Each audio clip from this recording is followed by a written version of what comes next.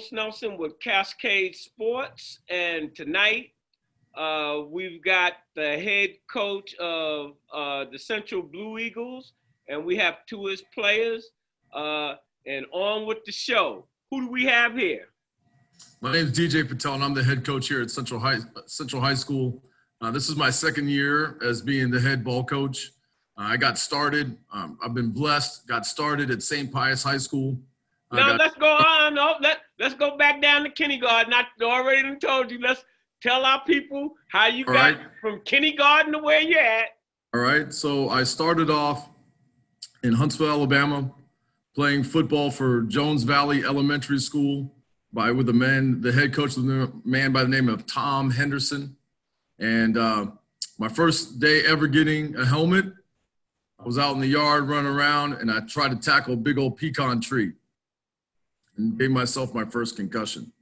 So was out for the first couple of weeks of first grade football, and my head coach told my mom, hey, listen, some puppies bite, some puppies don't bite. You got to bite her.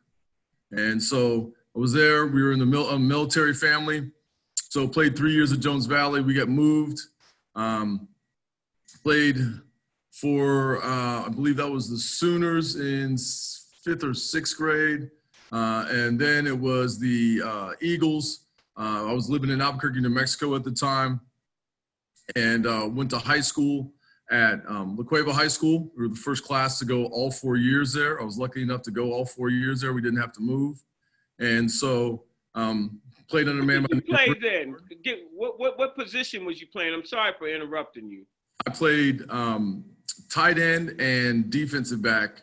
Give me your measurements. Give out what was you weighing, and how tall was you back then? My freshman year, I was 6'2", 147 pounds. And by the time I was a senior, I was 6'2", 230.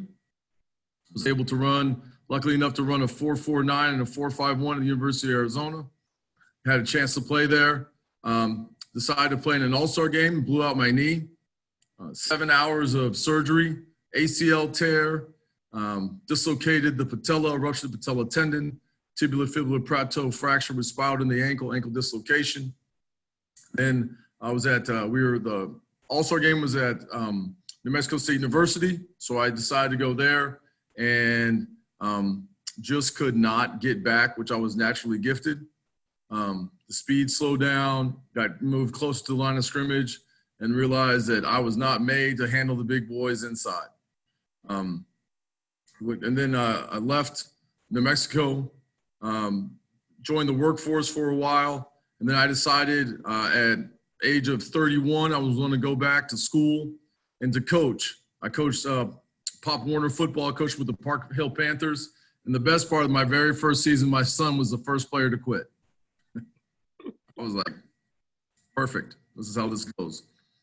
So I went back to school, and I had to, go back, grind, be a father, work full-time, go to school full-time, get myself together. Started at Maplewoods. When I was at Maplewoods, one of the classes was an education class. And so they asked me in my education class to go follow a teacher. But my instructor pulled me aside and said, hey, you know what? I have a feeling you're doing a lot more coaching than you'll be doing teaching. So I want you to go follow a coach. And that got me to St. Pius and Rick Byers. And I was blessed to meet Rick Byers. He's in the High School Hall of Fame here in the state of Missouri. He's in the Greater Kansas City Coaches Hall of Fame. And he handed me to a man who just quit playing in the NFL. His name is Tim Grunhard. Tim was an all-pro center for the Chiefs, and he taught me the offensive line. We were there at Pius for 2 years, and then Tim got the job at Bishop Miege, and I was the first guy he called. And I was like, are we sure about this? Like, we want to leave Rick? Like, this is what we want to do? So we go down, and the first time we're sitting in with the old staff, and we're sitting there, we're watching film. And Tim and I are sitting at the other end of the far end of the table next to the screen, and I realized their center has one arm. I was like, I looked at Tim. I was like, can we quit now? Like, this is not what we're supposed to be doing. So when we started at Miege, we had to struggle. They had only scored 6 touchdowns in 9 games the year before we got there. 3 of them were in 1 game. This program is brought to you by the City of Fountains Coaches Association. So they had really struggled offensively, and we had to really understand and make them understand that we had to earn everything in the weight room before we did anything on the field. And so people talk about in the city about, oh, the players that go there, they're recruiting and all of this. Let me tell you what the hard work that goes in there. We learned championship period from Rick Byers, and we lift weights and ran before every practice. And that's just the way it was. And people see Miege now as a perennial power. In fact, they're up to win their 7th straight state championship. Okay?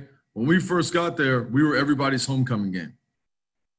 And then by our 4th year, with some hard work, effort, grinding, we started the season 2-2, and we lost the best athlete I had ever seen in my life. His name is Devin Love.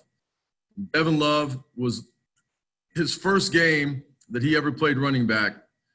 He carried the ball 6 times, okay, for 185 yards and 4 touchdowns, and he cut on the grass and fell twice. That's the only reason he got tackled.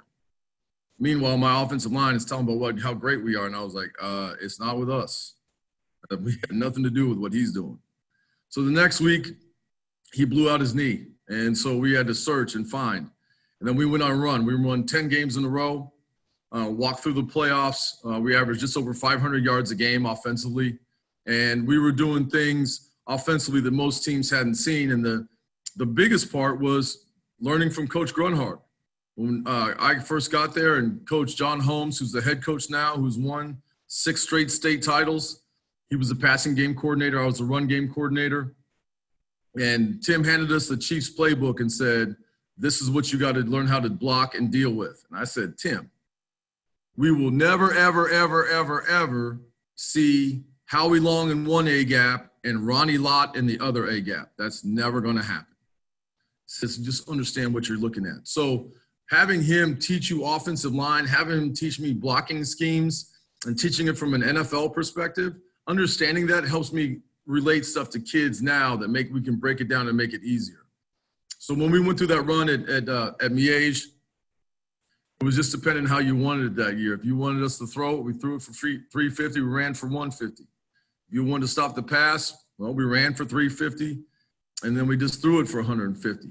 In fact, in the state championship game, our quarterback, Max Shortell, who went on to Minnesota and then Jacksonville State, he was 9 of 13 for 348 and 4 touchdowns. And it's the only time ever in the history of being an offensive line coach I was asking, why are we running it? Why? I mean, he's just throwing the ball all over the yard. He threw 13 passes that day, 348 yards, 9 completions. Miniature Tom Brady. He was doing it. And then, we produced guys like Justin McKay, Trevor Relaford, who went on to play basketball at the University of Alabama and is the all-time leader in steals there, 4th in assists. He was a 4-time All-SEC performer as a point guard. In fact, Nick Saban asked him to play football. And so when he went on his recruiting trip for basketball, Nick Saban picked him up and took him around. And when he saw the strength coach there going crazy, he was like, yeah, no, I can't do this. But because they wanted him so bad, that summer semester when he moved, the 2 players that he roomed with were Mark Ingram and the Heisman Trophy and some guy named Julio Jones. That's how bad they wanted him to play football. He's a 4-year starter at point guard in the SEC.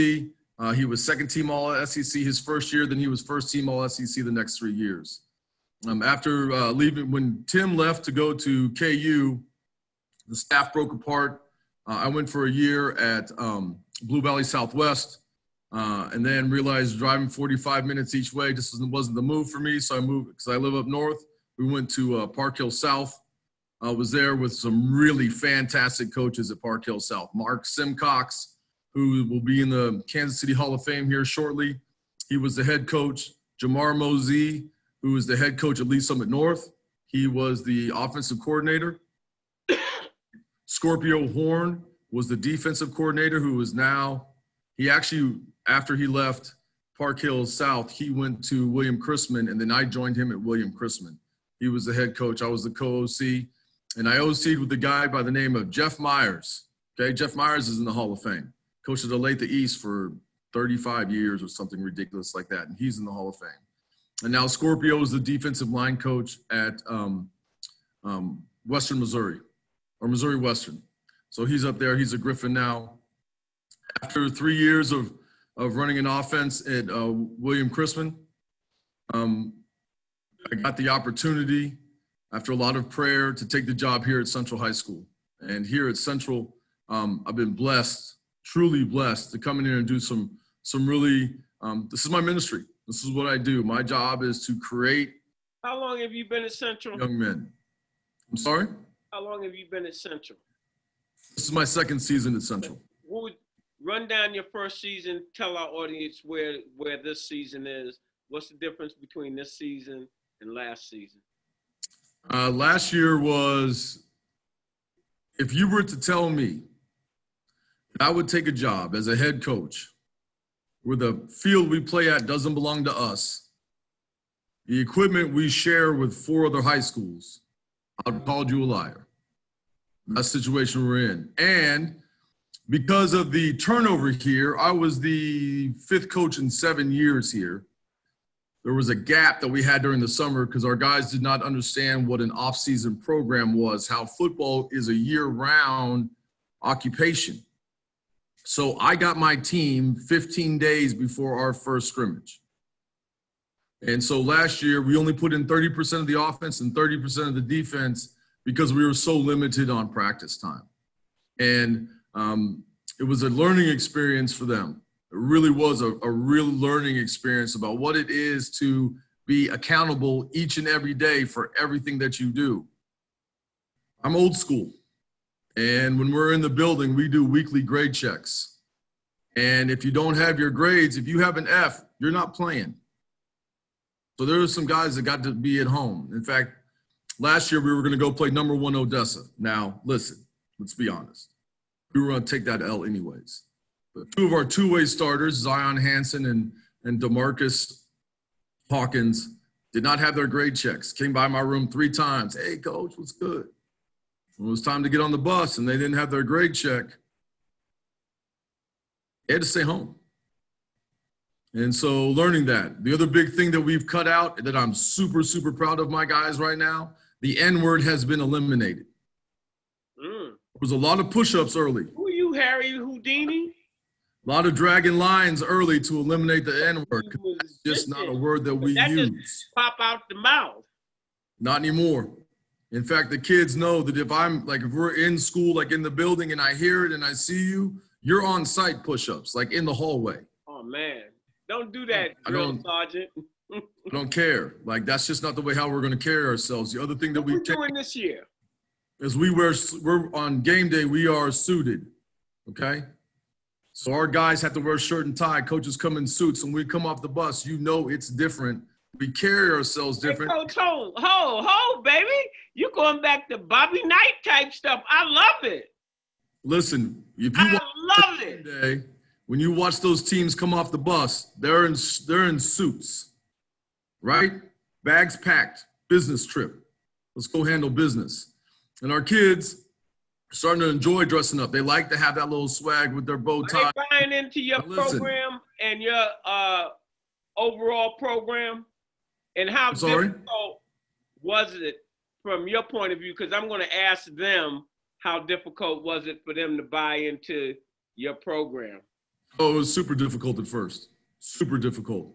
The biggest difference between last year and this year, when kids get instructed at practice, because we don't cuss at practice. That's the rule. We don't cuss on the field. Coaches don't cuss on the field. They hear it enough at home. They don't need to hear it now. They know they messed up. Before, when you instructed them about what they messed up, it was like, oh, man, they would get down. They would start talking back. This year, it's yes or no, sir, and there's eye contact. That's the huge thing. Now it's eye contact, yes sir, no sir, because they understand now I'm just trying to make you a better player. I'm not putting you down as an individual. And a perfect example of what we're doing offensively that's different than last year. Last year we rushed for 124 yards total for the season. We averaged 10.2 yards a carry or a game. Now the run game is really starting to click. We got some boys up front, Jerron McCorkle, Xavier Smith. Our center, Jalen Stennis. Our right tackle is Zaylen Sadler. Our left tackle is Quentin Bradley. Those two are both freshmen. And right now we're running the ball at 178 yards a clip, just under 7 yards a clip right now. That's been the big change, is the boys up front have really bought in, and we are really running the ball, and which is allowing playmakers like Diante Morton. We've moved him from just being the outside receiver to put him in the slot to take advantage of his skill set, so we can get him running the football, matching him up against linebackers. That's a nightmare. It's impossible for a linebacker to cover his quickness, his athletic ability. Walter spent some time this year in the offseason with a man by the name of Justin Hoover in the Spin It Passing Academy, and Justin Hoover is one of the top quarterback coaches in the country. He works the Nike regionals. In fact, he does the Nike Opening, and he's an offensive coordinator for the 7-on-7 teams out there. One of y'all mute your buttons. We're getting some feedback. Go ahead, Coach. So their improvement has been leaps and bounds. And, you know, for the first year to get the team 15 days before the preseason scrimmage, and then we have great momentum. We have guys coming at 5:30 a.m. We're in the weight room. We're getting stronger. We're understanding that the weight room is the difference for us. And then Thursday, I'm ready to set a meeting for Friday before spring break. We're going to have our off-season schedule, COVID. Who do we got here with you? Who you got here on the show with you tonight?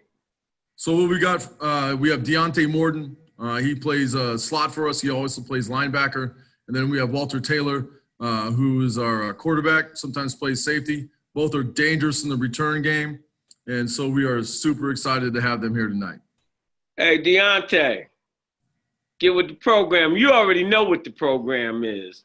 Go ahead and run the football. Go ahead and run the football down and run who from the kindergarten all the way up, and give the props to who to give them to. Yes, sir. I started playing football when I was in 8th grade. I played for the Kansas City Dogs. That was my first time ever playing football. So what position was you playing? Run that down too. I played wide receiver and DB, and then during the last 3 games, I was playing quarterback, something I've never done before. So it was kind of weird and strange. It was weird. So I'm playing. So our last game, I didn't know what to do. I'm throwing picks and everything. So I was just it's crazy. I thought I was man, I ain't playing football no more. But it's the passion for the game. I love it. I love watching it. I love playing it. So it made me want to play more. So as I'm going, my freshman year, I didn't play my freshman year because I was I won't play no more. And the coaches wanted me to play. I'm nah. I mean, I was stuck on basketball and stuff. So sophomore year, I finally came out to play. I was playing slot. Yeah, I was playing slot. I had 2 touchdowns my sophomore year, just telling. Then my junior year came, and that's when Coach Pittel came. Mind you, it's a new coach. We got to get used to him. So I came to one of the off-season workouts. So we working out, lifting weights, stretching and stuff. And coach telling us I want y'all to make it out. I'm doing this for y'all. It's not just benefiting me. This for y'all, trying to get y'all out, trying to feed y'all family, So I'm all right, yeah, I like this coach, So, I mean, we have a good connection and everything. And so my junior year, I had, I think, 11 touchdowns my junior year. Yeah. So, I killed my junior year. And so now coming in to senior year. Who was your longest run or your longest catch? My longest catch, I think it was 80-something, I believe. And hold it, tell me this: do you go across the middle? Sometimes. Well, last year. Well, now I do. Have you been hit going across the middle hard? Oh no. All right. My quarterback wouldn't put me in that situation. I believe. His Hey, longest hey, touchdown Walter. last year was 87 yards against Northeast. It would have been 92, but they had an offsides penalty, so it was 87 last year. All right, on a 1 to 10, where do you see your skill level at on catching the skill level? ball? Oh, catching! I'm a 10 on catching the ball. Coach, I is don't he a drop many 10? passes. In a That's game, why I always have the coaches on, because In a your game- guys will sell a well of water. we had one drop last week. That Okay? disqualifies 10. Just one. But he makes plays, and plays. that's why we had to move him around the field, because he's a playmaker, and I just got to find a way to get the ball in his hands, because when we get the ball in his hands, good things happen for us every time. All right. What's your speed, man? What kind of 40? Or have you been clocked? Have you clocked them, Coach? He has not been clocked. No. I ain't been clocked yet. All right. So, what goals have you set out for yourself for this season? For this season, Yourself, not the team. Myself. I plan to make myself a better teammate. Make myself a better person and all. Like Coach said, cutting out the N-word. I mean, honestly, I used to say it is natural, but now like I try hard to not say it. Coach made me put my little dunce cap on and try to think about what I'm saying. Yeah, and it really helps. Like it helps a lot. It makes us like think like, like we gotta. It's all about like society. How do you feel that you got a everything. coach like that has put that into the repertoire of football? What he was talking about, man, I'm saying I'm 69. That's the era I grew up. You tie, blue blazer, some khakis, and you get off and you take care of the business, and it better not be no horseplay. When I first heard him say it the first time, I'm like, man, what? This dude crazy. Where's he from? Man, I'm like, man, what? Run him out of town. But man, like I like us getting off the bus as a team looking classy. The other team looking at us like they got on. Don't that make you feel good? Man, I'm walking off the bus all fresh. Yeah, that's right. Can't go wrong with it. Yeah, I'm saying you can never go wrong with classic behavior, classic dress, or anything that has some class to it. And by Coach adding some of the things that he's adding that helps you build your character and not just your game, will hold you in good stead throughout your life, building your personal skill sets. All righty. Because you're a dual athlete, how hard is it for you to schedule yourself? And with Cascade Sports being home with a student athlete, how do you manage to do the sports and your academics? So classes is in the mornings from like 8 to 2. So, I wake up early, like 7:30, get ready, put my computer in a place where like my teacher can see me, and I'm always answering questions, I'm doing my work. It's academics first. If you don't have the academics, you can't play. Well, have you put yourself in a frame of mind, I'm gonna have a 3.5 or I'm gonna have a 3 this, or where are you at on that? Of course, I'm striving. I think I'm at a 3.2 right now. Oh, all right. Way to go. Yeah. Way to go. Way to go go. From there. Yeah. All right. The longest journey begins with the first step. Look like you done took a couple of 100 steps at 3.2. How do you feel that your parents feel about your academics and about your participation in sports? And I'm pretty sure from what Coach said and what you're saying, there's been a marked change in your attitude And I would think that they have had to notice it. What do you have to say on that? They feel great about it. I mean, you know how Coach was saying we won the 3. I mean, we lost games, but every time after a game, my mom calls me. You know, she say, "Good game. I mean, y'all lost. Y'all could have had them. You know, y'all did good as a team. You know." She always like boosts, huh? You get that support. Yeah. She always boosts my confidence when I'm feeling down about the game. You know, so I love them for that. You know. You want to give a shout out? Who you shouting out to, man? I'm shouting out to my mom. What's her name? You already know how I do that. Roshan Morton, my dad, Nathan. That's right, Miss Morton, baby boy. He's shouting out at ya. Yeah, and all my coaches, man. I love them, man. All right. That's what's up. Hey, Walt. Yeah, yes, there you go. Hey, Walt, you on prime time, baby. You on prime time. Run it down. Tell the people who you are. Okay. Tell them what you do. Tell them what you do. So I'm the QB quarterback for Central, number 1. I've been playing football for 11 years. So it's like since like 4th grade. I started out playing for the Missouri Wolverines from 4th to 6th grade. I played receiver and corner and kick return.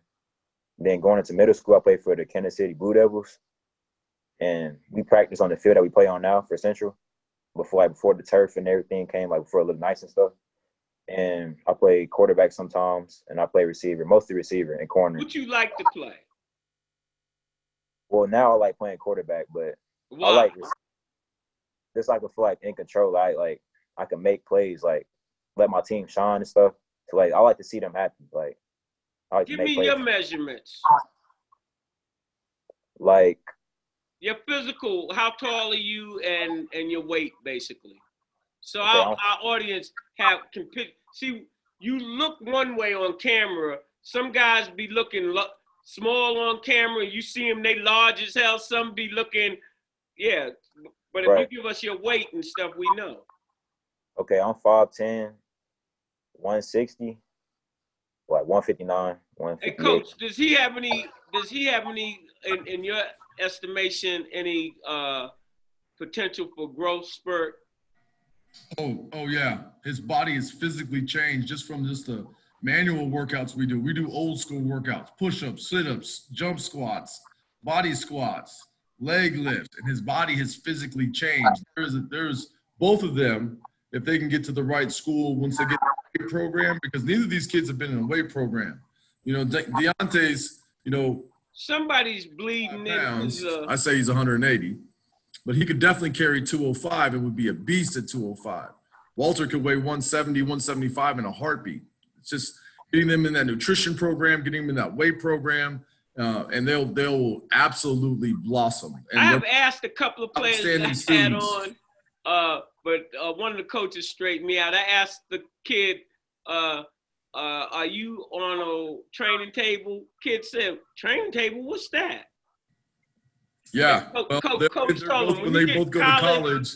You on the training table, baby. They putting them calories on you because that weight room and them workouts, you will not last. No, they'll be able to eat all you can all the time. That's going to be a big change for them. The nutrition level, understanding what it is. You know, I'm always on them about drinking water and hydrating their bodies so their muscles stay wet. I know I drive them crazy with it, but like tomorrow before practice, we're drinking 2 bottles of water before practice. But we need to be hydrated. We're playing Saturday. It's going to be 90 degrees out there. It's going to be about 120 on the turf. So we need to make sure that we're hydrated. On a 1 to 10, what kind of arm you got, man? You got a slingshot or a rifle? What you working with? 1 to 10. I'll say a 7. He got a 7? Yeah.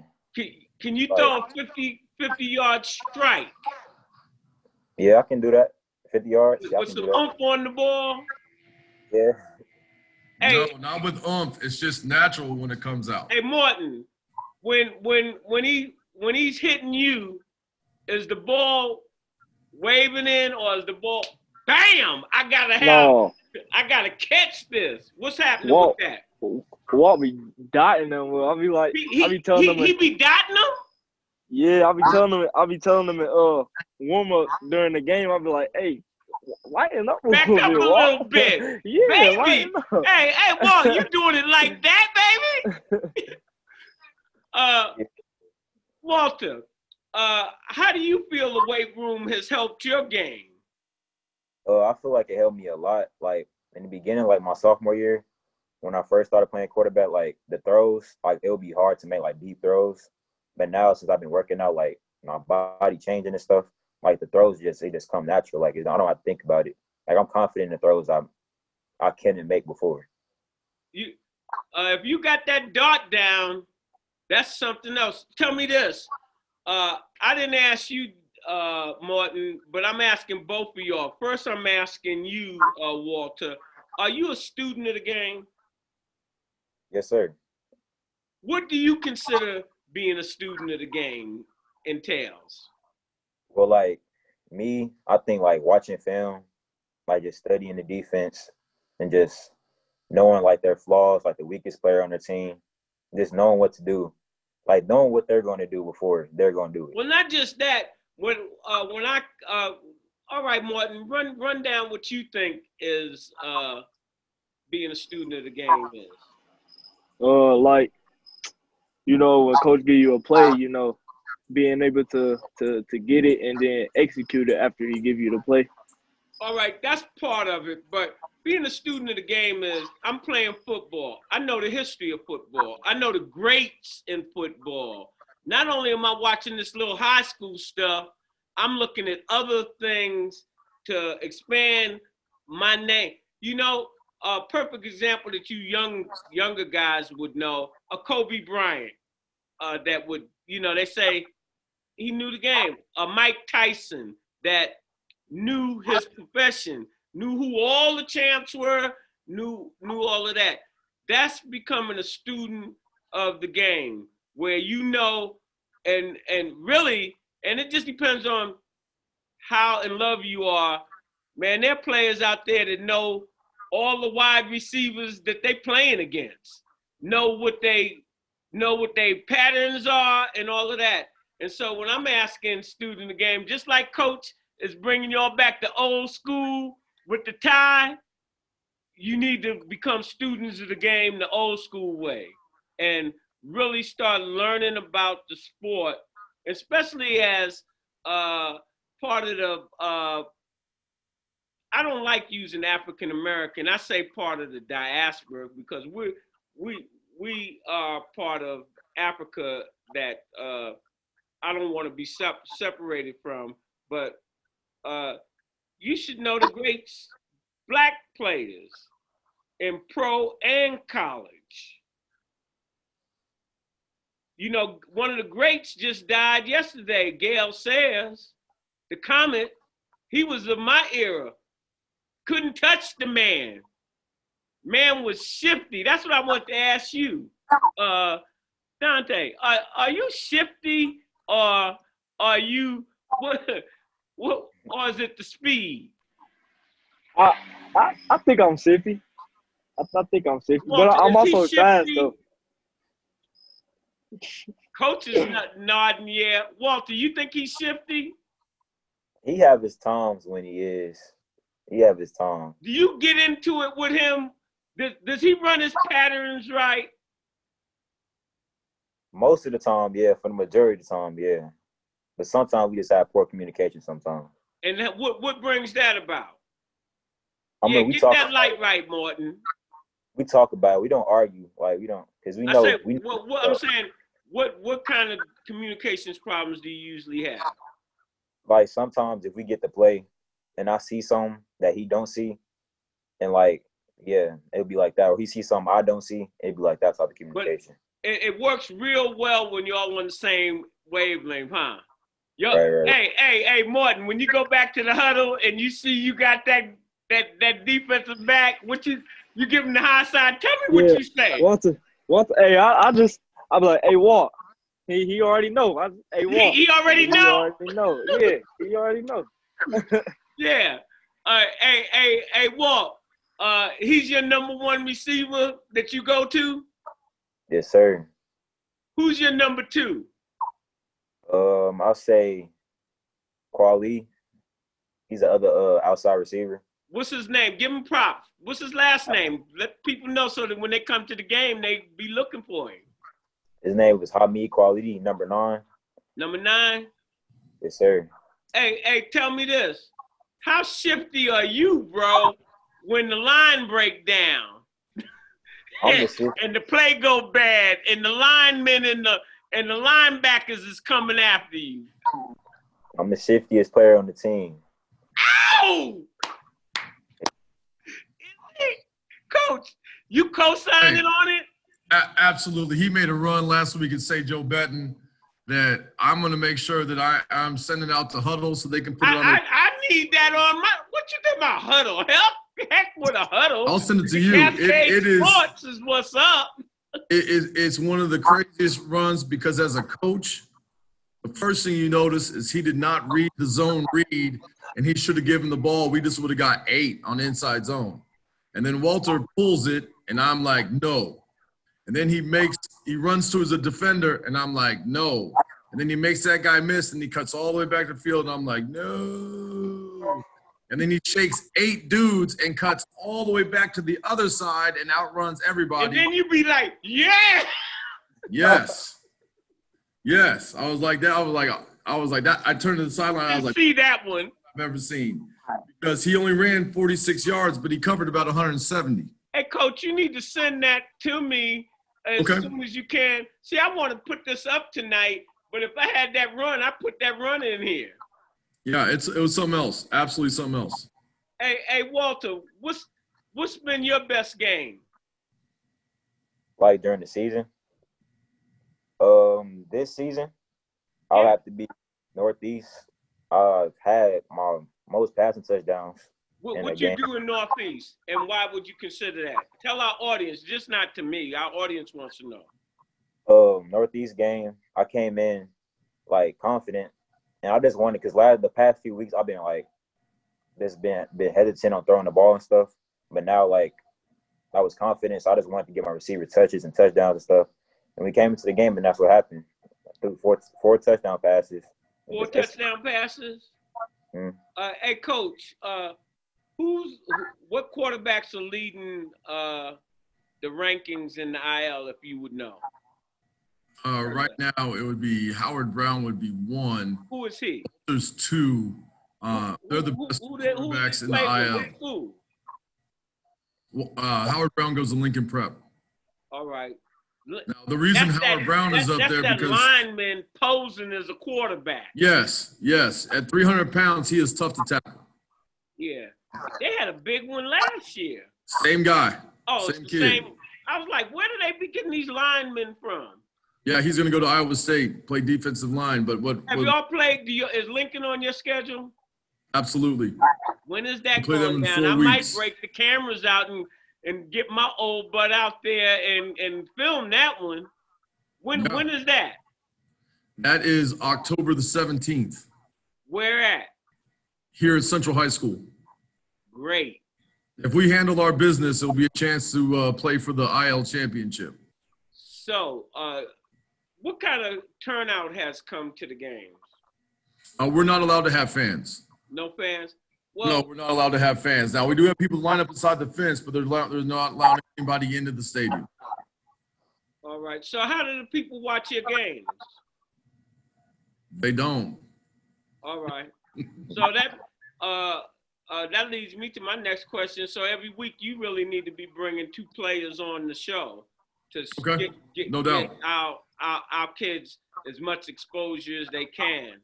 Mm-hmm. Who's been a mentor to you, Walter, in your personal life? I'll say my mom. What's her name? Brandy Taylor. Miss Taylor, shout out from the baby boy. Anybody else? No, not really. All right. Hey, you like my grandson, him and his mama, they don't need nobody. They conquer the world. Morton lives right across the street. Nelson, You see, don't he run around with his mama? Yeah, he with her all the time. Yeah. Hey, you probably like that. You and mom is like this.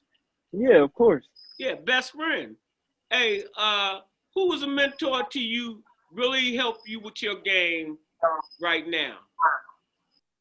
Me? Yeah, you. I'll say, like Coach said, Coach Hoover. When I went to him last summer and this summer, he just helped me with my mechanics, just getting better and stuff, just little things to help me make a better quarterback, just to boost my confidence.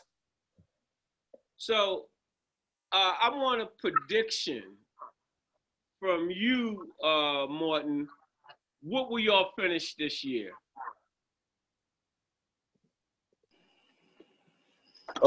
Record-wise, how many games we got left? I'm not sure how many games we got left. Coach, you know how many games you get? How many games we got left? Games left. Our next 5 games are St. Michael's, East, then University Academy, Lincoln, and then Summit Christian. I feel like we can go on a run. Yeah, boy. Oh, hey, Coach, you got him gonna go sucking on a up on camera. We going on a run.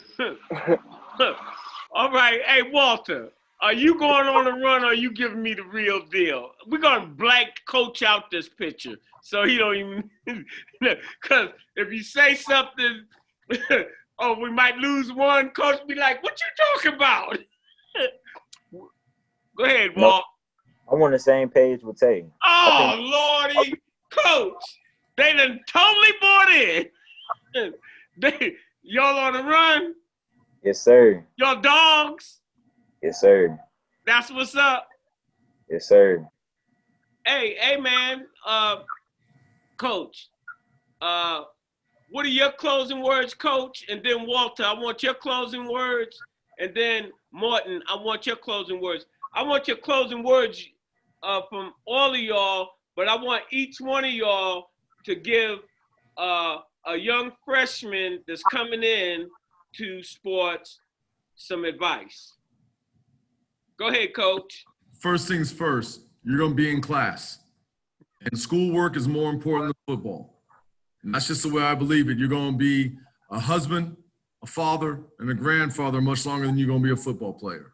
So to me, always the academics is always going to be something that I harass kids about academics, right? Demand that you sit in the front of the class because that's going to be your ticket out is through your grades. Your grades will give you access to much more things than just your athletic ability. Because we all know here in the city, there's a lot of guys hanging around BP gas stations that was all world but didn't have the grades to go anywhere. That never a line you never spoke a truth. All right, Walt, what's up? For a freshman coming in, I'll say weight room is important. The classroom is important. And yeah, those 2 things, those 2 most important things, I think.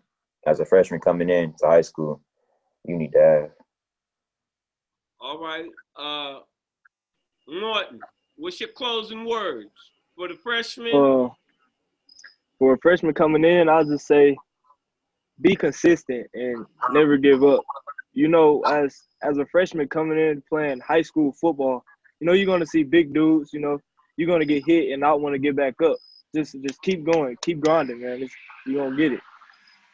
What do you have to say to them on the academic side? On the academic side, just get your work done. All you gotta do basically just pay attention to the teacher, get your work done, and you straight. Walt, what you say about academics? What's your GPA, Walt? What's your GPA, Walt? 3.7, 3.6. Oh, so you know what it's about.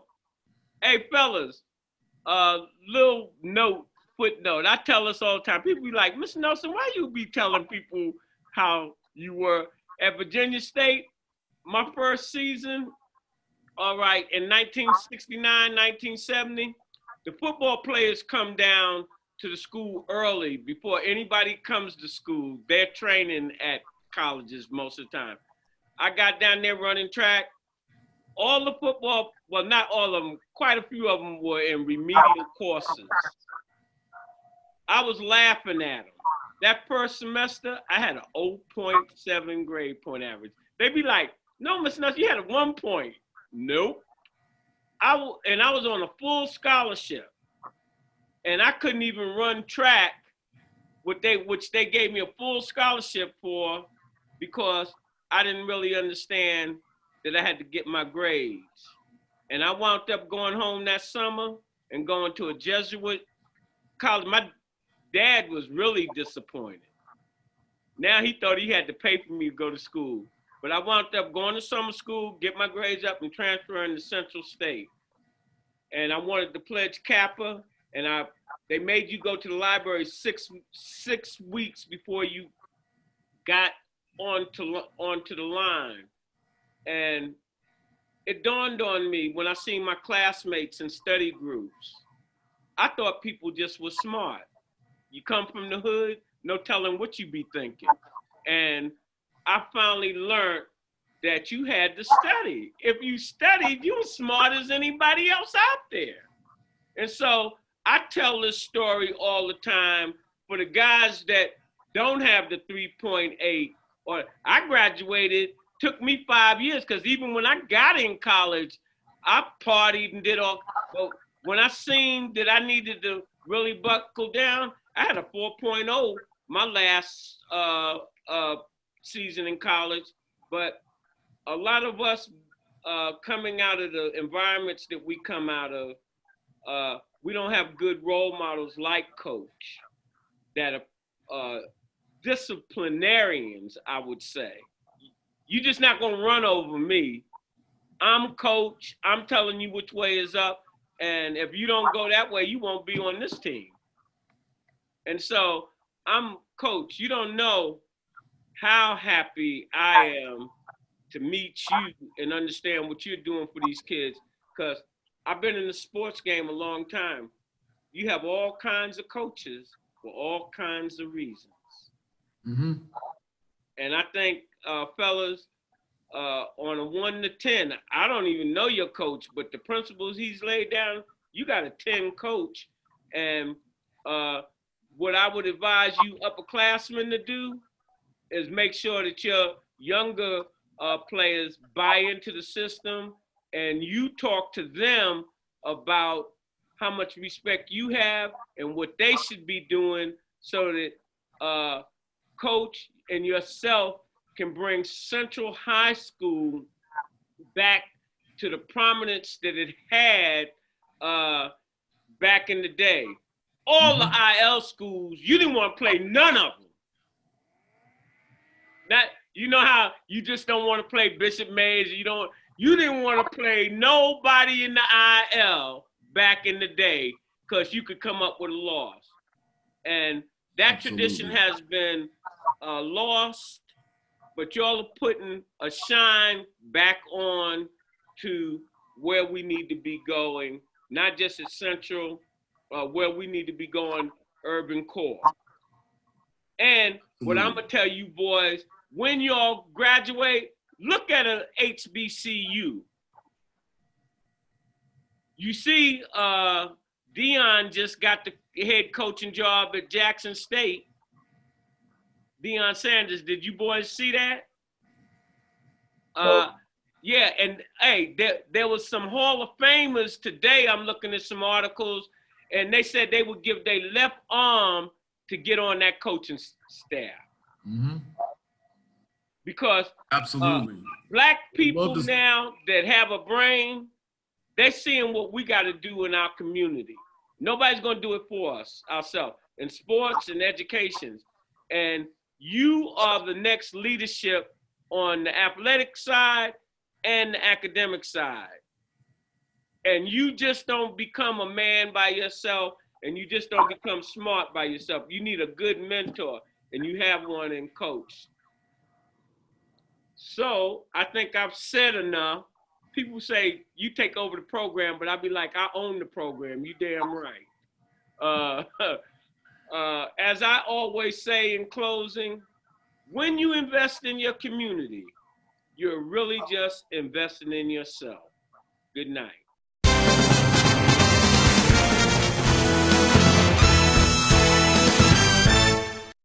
This program is brought to you by Dielectric LLC, Energy in Motion.